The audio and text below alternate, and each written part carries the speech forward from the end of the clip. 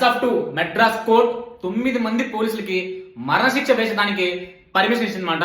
అసలు ముచ్చట ఏంటంటే కోవిడ్ లో ఒక్క half an hour extra shop పెట్టుకున్నందుకు వాళ్ళ ఫాదర్ ని కొడుకుని పోలీస్ స్టేషన్ లో వేసి చిత్ర హింసలు పెట్టి బట్టలు లేకుండా కొట్టి చంపేసిన దానికి ఇప్పుడు అందులోనే ఉన్న ఒక లేడీ టైగర్, ఒక కానిస్టేబుల్ ఐటమ్స్ అన్ని కలెక్ట్ చేసి తను మేజర్ గా తన్నే బ్యాక్ బోన్ లాగా ఉండి ఆ కేసు అంతా నడిపించి ఇప్పుడు వాళ్ళకి 6 సంవత్సరాల తర్వాత ఉరిశిక్ష అనమాట. అలాంటి డిసిజన్ తీసుకున్నప్పుడు గవర్నమెంట్ మీద రెస్పెక్ట్ అనేది డబల్ అవుతుంది అనమాట.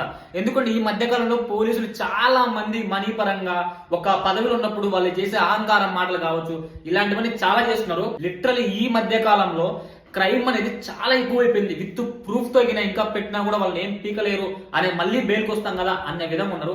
కాకపోతే ఇలాంటి ఉరిశిక్ష పడితే ఇంకొక నా కొడుకు భయం పడుతుంది.